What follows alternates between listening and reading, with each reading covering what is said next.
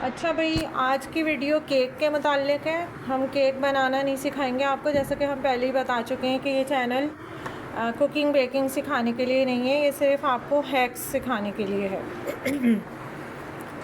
तो सबसे पहली बात तो करने की जो हम आपको बताना चाह रहे हैं वो ये है कि जो बच्चियाँ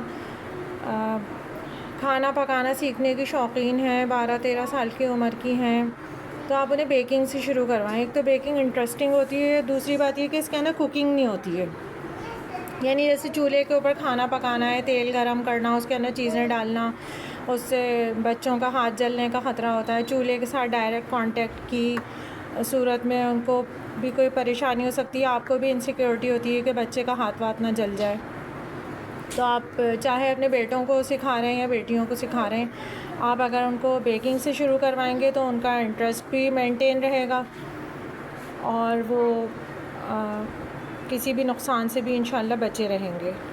ये जो आपको बीटर खुद ब खुद हिलता हुआ नज़र आ रहा है, ये कोई इलेक्ट्रिक बीटर नहीं है, ना ही हमारे घर में कोई गोश्त वगैरह है। ये हमारी भतीजी जुहा है जो कि हर वक्त हमारे साथ होती हैं। और ये केक बन रहा है हमारे साहबज़ादे मूसा की फ़रमाइश पर। ये जो अक्सर आप देखते हैं कि हमारे वीडियो शेक हो रही होती है, हिल रही होती है अक्सर, तो ये कराची में ज़लज़ला नहीं आ रहा होता है, हमारे साहबज़ादे हमारे कंधे के ऊपर चढ़ने की कोशिश कर रहे होते हैं। शायद वो हमें कोहे तूर समझते हैं। तो केक बनाने के लिए मैं एक टिप और देना चाहूँगी। पहला तो ये कि जो लोग केक बनाना सीख रहे हैं, शुरू कर रहे हैं, वो स्पंज केक ना बनाएं। स्पंज केक में थोड़ा साइंस होती है, थोड़ा सा मेजरमेंट का बहुत ज़्यादा ख़्याल रखना पड़ता है। आपको इलेक्ट्रिक बीटर की ज़रूरत होती है। आप एक ऐसा केक सेलेक्ट करें जिसके अंदर आपको एक तो बहुत ज़्यादा इंस्ट्रूमेंट्स वगैरह की ज़रूरत ना हो, इलेक्ट्रिक बीटर वगैरह की ज़रूरत ना हो, बहुत ज़्यादा जिसके अंदर काम ना करना पड़े, बहुत ज़्यादा जिसके अंदर टेक्निकलिटीज़ इन्वॉल्व ना हो।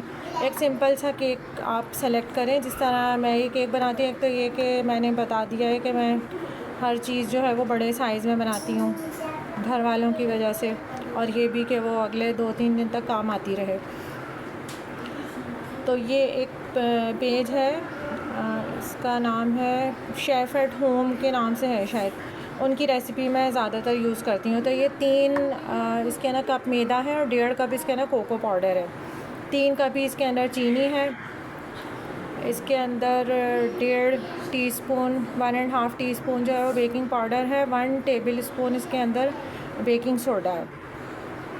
इसके अलावा ये बटर मिल्क है। मैं अगर आप लोगों को इंग्रेडिएंट्स इस केक के चाहिए होंगे तो मैं आप लोगों को रेसिपी के ऊपर टैग कर दूँगी, लिंक दे दूँगी, या फिर जो है मैं रेसिपी आप लोगों को उसके लिए मैं वीडियो बना दूँगी। फ़िलहाल जो है वो जो मैं आप लोगों को बातें बताना चाह रही हूँ वो ये हैं कि अगर आप स्टार्ट करें तो एक तो ये कि आप स्पंज केक से स्टार्ट ना करें। दूसरी चीज़ ये कि आप जब भी केक बनाएं तो आप चॉकलेट केक बनाएं। चॉकलेट केक के अंदर आपको ज़्यादा मेहनत नहीं करनी पड़ती और केक हमेशा अच्छा बनता है। टेस्ट की आपको फ़िक्र नहीं करनी पड़ती है, चॉकलेट केक हमेशा अच्छा ही बनता है और चॉकलेट का फ्लेवर भी तकरीबन सभी लोगों को पसंद होता है। दूसरी चीज़ ये है कि जब आप चॉकलेट केक बना रहे हैं तो नॉर्मली हमारे यहाँ एक ही फ्लेवर का चॉकलेट केक बनता है घर के अंदर।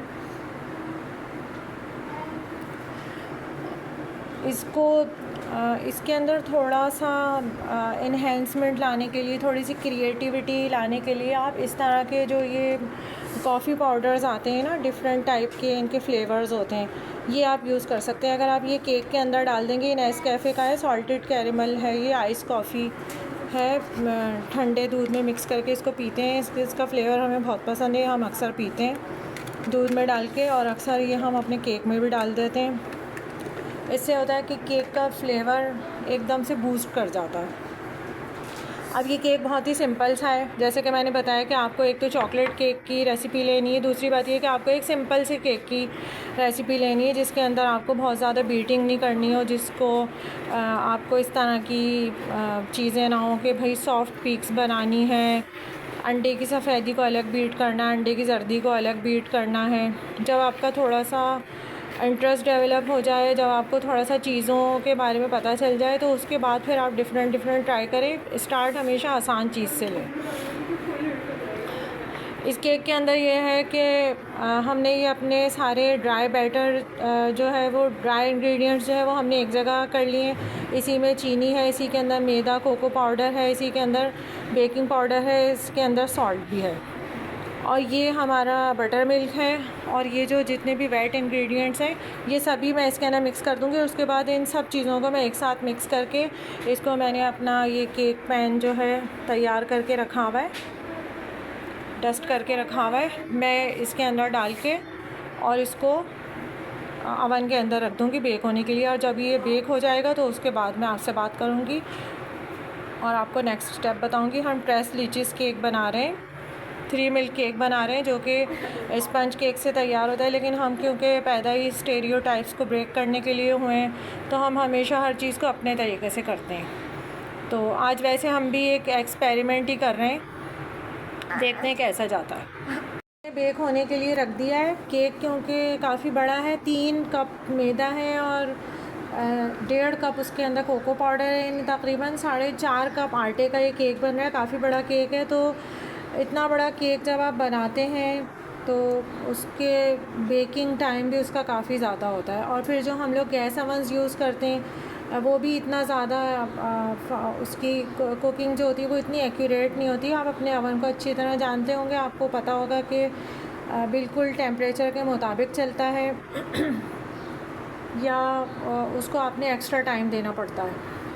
हम ज़्यादातर चीज़ें अंदाज़े से करते हैं क्योंकि हमारे अवन के ऊपर जो टेम्परेचर का डायल होता है वो मिट गया है। हमारे यहाँ जो काम करने के लिए आती हैं, शहज़ादी नाम है, अगर उनको किसी चीज़ को घिसने से मना कर दो तो वो उसके पीछे पड़ जाती हैं, और घिस घिस के आखिरकार उन्होंने नहायत कामयाबी के साथ उसके डायल को रिमूव कर दिया है। तो हम उसको अंदाज़े से चलाते हैं, तो अंदाज़ा यही है कि तकरीबन 1 घंटे में केक बेक होगा। अब हम ट्रेस लीचीज़ के लिए आपको पता है कि उसके ऊपर सिरप डालना पड़ता है आपको, जो कि कंडेंस मिल्क और क्रीम से बनाया जाता है। तीनों चीज़ों को कंबाइन करके और केक को उसमें सोक कर दिया जाता है। इसी वजह से ये 3 मिल्क या ट्रेस लीचीज़ केक कहलाता है, यानी इसमें 3 तरह का दूध यूज़ होता है। अब हमारे पास दूध और क्रीम तो है लेकिन कंडेंस मिल्क नहीं था, तो इसलिए हमने ये किया कि तकरीबन आधा किलो दूध लिया है, उसके अंदर हमने आधा कप चीनी डाली और उसको पका पका के हमने 1 कप कर दिया। तो कंडेंस मिल्क भी इसी तरह बनता है, और अगर इस तरह नहीं भी बनता है तो हमें कोई मसला नहीं है, हमने इसी तरह बना लिया है। और इसके अलावा क्रीम हमने हाफ़ कप लिया। अब हम इसके अंदर क्रीम मिक्स करके अपना ये सिरप तैयार कर लेंगे। इसके अलावा अक्सर लोग ये पूछते हैं कि चॉकलेट केक्स या जो नॉर्मल केक्स होते हैं उनको सोक करने के लिए हम जो क्रीम वाले केक होते हैं उनको, क्योंकि आपको पता है सोक किया जाता है, ख़ास तौर पे चॉकलेट केक को सोक करने के लिए लोग पूछते हैं कि कोई ऐसी चीज़ बताएं कि केक जो है वो मॉइस्ट भी हो और फ्लेवरफुल भी हो। तो उसके लिए बेहतरीन चीज़ जो हमने अपने एक्सपीरियंस से सीखी है वो ये है कि आप जो ये फ्लेवर्ड मिल्क आते हैं मार्केट में वो आप इस्तेमाल करें तो बहुत बेहतर होगा, उससे केक का फ्लेवर इन्हेंस हो जाएगा। दूध या तो अगर आप नहीं ले सकते हैं तो आप उसके अंदर ठंडा दूध से उसको सोक करें, ठंडे दूध के अंदर अगर आप चाहें तो चीनी मिक्स कर सकते हैं। अगर आप पाइनएप्पल का केन लेते हैं उसका जो अंदर जूस होता है अगर आप उससे सोक करते हैं तो आप उसके अंदर थोड़ी सी चीनी मिक्स करें, उसको गर्म कर लें, उसके अंदर थोड़ी सी चीनी मिक्स करें, उसके बाद उससे सोक करें। वरना बेहतरीन हम तो यही रिकमेंड करेंगे कि आप जो है एक पैकेट ले लें। माइलो भी आता है, इसके अलावा ऑलपर्स का है, इसके अलावा एक और कंपनी है डे फ्रेश है। डे फ्रेश वालों की बहुत वैरायटी है चॉकलेट में, काफ़ी सारे फ्लेवर्स हैं। अगर आप चॉकलेट केक के अंदर कोई कॉफ़ी या चॉकलेट के किसी और फॉर्म में जो चॉकलेट के डिफरेंट टाइप्स ऑफ चॉकलेट्स होती हैं ना उनके अगर फ्लेवर लेके आप उससे केक को सोक करेंगे तो उसका फ्लेवर और ज़्यादा अच्छा आएगा, प्रोफेशनल्स से भी ज़्यादा अच्छा आएगा, क्योंकि प्रोफेशनल्स एक टाइप की चॉकलेट यूज़ करते हैं और आप जो है वो आपके पास इतनी सारी मार्केट में वैरायटी है, तजर्बे के लिए बहुत सारी चीज़ें हैं। तो तजर्बा करने से घबराया नहीं करें। कोई भी चीज़ तजर्बा करने से हमेशा ख़राब नहीं होती है। कभी कभी ऐसा भी होता है कि आप कोई बहुत अच्छी चीज़ इन्वेंट भी कर लेते हैं तो फिर आपको एक अच्छा भी फ़ील होता है कि ये आपने कुछ क्रिएट किया है। और उसमें ज़्यादा मेहनत भी नहीं लगती क्योंकि केक की रेसिपी तो वही है, सारी चीज़ें वही हैं। उसके अंदर अगर आपने थोड़ा सा डिफरेंट कर लिया तो एक आपको अचीवमेंट का एहसास होता है। अब क्रीम के बारे में थोड़ी सी बात करेंगे। ये क्रीम है, इसका नाम है विपी विप। ये नॉन डेयरी क्रीम है, लेकिन ये मेरा ख़्याल से जो लोग प्रोफेशनल नहीं है, इस पर लिखा हुआ तो है कि फ़ॉर द प्रोफेशनल्स, लेकिन मेरा ख़्याल से जो लोग प्रोफेशनल नहीं है ये असल में उनके लिए है, क्योंकि ये क्रीम ख़राब नहीं होती है। जैसे कि पाकिस्तान में गर्मी 10 महीने पड़ती है, बहुत ज़्यादा गर्मी होती है, यहाँ तक कि अगर आप क्रीम को विप करने के बाद उसको केक पे लगाने लगें तो इस मौसम में वो लगाते लगाते भी मेल्ट होने लगती है। तो ये क्रीम जो है, इसकी कंसिस्टेंसी बहुत अच्छी है, ये होल्ड रहती है, ये आसानी से विप हो जाती है, इसका टेस्ट बहुत अच्छा है। इसके अंदर आपको आइसिंग शुगर या कोई फ्लेवर ऐड करने की ज़रूरत नहीं है। जैसे लोग वनीला एसेंस डालते हैं या जिस फ्लेवर का केक बना रहे हैं वो एसेंस उसके अंदर डालते हैं, ये चीज़ें आपको इसके अंदर ऐड करने की ज़रूरत नहीं है। इस क्रीम का फ्लेवर वैसे ही बहुत अच्छा है।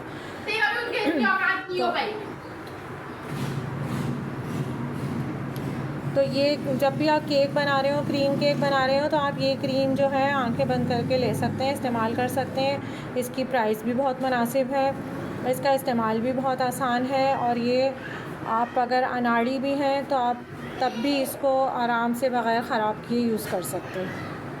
और जब केक बेक हो जाएगा तो हम उसके ऊपर ये अपना जो ट्रेस लेचिस मिल्क है हमारा, ये हम उसके ऊपर डाल देंगे। उसके अंदर हम होल्स बनाएंगे पहले, फिर उसके ऊपर केक डाल देंगे। फिर जब केक जो है वो हमारा, उसको फ्रीज़र में रख देंगे। जब वो अच्छी तरीके से दूध को सोख कर लेगा तो फिर हम क्रीम तैयार करके उसके ऊपर लगाएंगे, और फिर हम नेक्स्ट स्टेप आपको थोड़ी देर में दिखाते हैं। लेकिन केक के बारे में एक बात याद रखनी है, एक तो ये कि इतना बड़ा केक जब आपका बेक हो रहा है तो आपने बिल्कुल सब्र से रहना है। आपने बार बार अवन को खोलने की कोशिश नहीं करनी है। कम से कम भी आपने इतने बड़े केक के को कम से कम जो है 40 मिनट पहले आपने उसको बेक होने देना है। 30 से 40 मिनट तक आपने अवन का दरवाज़ा नहीं खोलना है। दूसरी बात ये कि अवन के अंदर 2-3 ऑप्शंस होते हैं। ग्रिलिंग का ऑप्शन होता है, उसके अंदर लाइट जला के देखने का ऑप्शन होता है। तो इन चीज़ों को इस्तेमाल करते वक्त बहुत एहतियात करें। ग्रिल और जो अवन का ये होता है, क्या कह रही हूँ, भूल गई। हाँ, लाइट जो होती है, कहीं ऐसा ना हो कि यानी बच्चे भी बीच में घुस रहे हैं, आप सारे बटन्स एक साथ दबा दें, तो खुदा न खास्ता इस तरह भी होता है कि शीशा ब्रेक भी हो सकता है, आपको कोई नुकसान भी हो सकता है। इसके अलावा जब भी आपने अवन का गेट खोलना है तो आपने, अगर आपके घर के अंदर बच्चे हैं तो आप पहले सारे बच्चों को किचन से बाहर निकाल दें, किसी को भी करीब नहीं आने दें। बहुत एहतियात से अवन का गेट खोलें। हमेशा इस बात का ध्यान रखें कि सिर्फ़ जो आपका केक का बर्तन और उसके नीचे वाले जो रैक्स हैं वही नहीं, बल्कि अवन के अंदर की साइड पर और बाहर की साइड पर जितनी भी चीज़ें वो सब गर्म हो जाती हैं। ये जो गैस अवन्स होते हैं, तो आपने इसके हैंडल्स वगैरह हर चीज़ को कपड़े से पकड़ के इस्तेमाल करना है, वरना आपका हाथ जल सकता है। और फिर ये है कि तजर्बा ज़्यादा अच्छी चीज़ होती है। एक दफ़ा हाथ जल गया तो फिर तो आपको हमारी वीडियो भी देखने की ज़रूरत नहीं पड़ेगी, ख़ुद ही सारी चीज़ें समझ में आ जाएंगी। तो अब तक के लिए इतना ही। जब केक बेक हो जाता है तो फिर अगली बात करते हैं। केक बेक हो चुका है, इसको पूरे 45 मिनट्स लगे हैं। इस दफ़ा अवन ने बड़ा अच्छा काम किया, गैस भी बिल्कुल ठीक आ रही है, तो हमारा केक बिल्कुल टाइमली बेक हो गया है। ये परफेक्टली बेक हुआ है, सॉफ्ट भी है।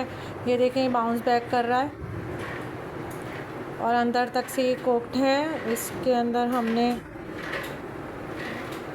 एक माचिस की तीली प्रिक करके देख लिया है, ये अंदर तक से पक चुका है।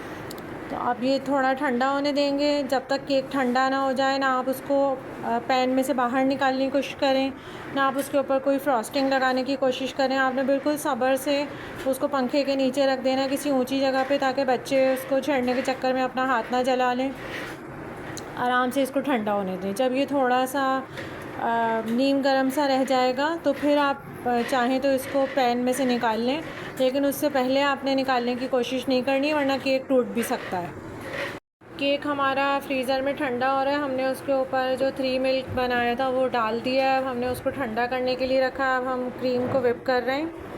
क्रीम जो है आपकी, अगर आपने विपी विप की क्रीम ली है, जो कि हम हमेशा लेते हैं, हमें बहुत पसंद है ये क्रीम, क्योंकि इसके अंदर ना आपको वनीला एसेंस या कोई और एसेंस डालने की ज़रूरत है, ना इसके अंदर आपको चीनी ऐड करने की ज़रूरत है।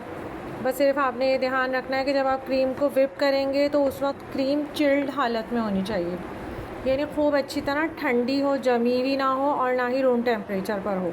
रूम टेम्परेचर पर या फ्रीज़ होगी क्रीम तो वो विप नहीं होगी सही से, वो सही से अपनी साइज़ से डबल नहीं होगी। तो ये क्रीम बिल्कुल चिल्ड है, हम इसको विप कर रहे हैं। अब हम इसको विप करने के बाद आपको फाइनल रिज़ल्ट दिखाएंगे। इस क्रीम के अंदर भी हम एक पैकेट ये यूज़ करेंगे फ्लेवर के लिए, ताकि हमारे पूरे केक के अंदर कॉफ़ी का फ्लेवर आए, सॉरी कैरेमल, सॉल्टेड कैरेमल का फ्लेवर आए।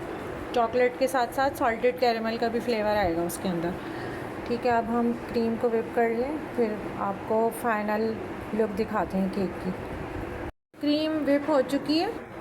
अब इस स्टेज के ऊपर अगर आप चाहें तो आप इससे आइसक्रीम का भी काम ले सकते हैं। ये बिल्कुल आइसक्रीम जैसी है, कैरेमल फ्लेवर की आइसक्रीम है, कैरेमल एंड कॉफ़ी। इसके अंदर अगर आप चाहें तो चॉकलेट चिप्स ऐड कर सकते हैं। इसके अलावा आप इसमें क्रंच भी बना के डाल सकते हैं घर में चीनी की मदद से। और हमें तो क्योंकि केक पे लगानी है, जो केक हमने बनाया है वो केक ऐसे ही भी खाया जा सकता है, वो ऐसे ही खाने के लिए सिंपल चॉकलेट फ्रॉस्टिंग वगैरह डाल के उसको खा सकते हैं। लेकिन क्योंकि हमें ट्रेस लीचीज़ बनाना था तो इसलिए हमने उसके साथ ये सारा प्रोसीजर किया है। अब हम क्रीम को थोड़ी देर फ्रीज़र में रखेंगे, केक ठंडा हो जाएगा पूरी तरह, तो फिर हम उसके ऊपर क्रीम लगा के फ़ाइनल प्रेजेंटेशन आपको दिखाएंगे। केक हमारा तैयार हो चुका है। क्योंकि केक काफ़ी बड़ा था और इतना बड़ा कोई बर्तन नहीं है हमारे पास जो इसको हम बाहर निकालने के बाद इसको केक को उसके अंदर रख सकें। दूसरी बात ये कि केक थोड़ा डेलिकेट हो रहा है, तो हमें ये भी ख़तरा हो रहा था टूट ना जाए। और ये जो क्रीम की प्रेजेंटेशन है, हमने सोचा कुछ था, लेकिन बच्चों की हद से ज़्यादा मदाखलत की वजह से ये कुछ अमेरिका के झंडे से मिलता जुलता बन गया है। ये 52 स्टेट्स की नुमाइंदगी कर रहा है। बहरहाल अब जो भी है, आपको बुरा फ़ील करने की ज़रूरत नहीं है। आपको तो खैर बिल्कुल भी ज़रूरत नहीं, क्योंकि केक तो मैंने बनाया है, तो मैं बिल्कुल भी बुरा फ़ील नहीं कर रही हूँ। टेस्ट मेरा ख़्याल से अच्छा होगा। अब हम इसको खाएंगे, उसके बाद बताएंगे कैसा बना था।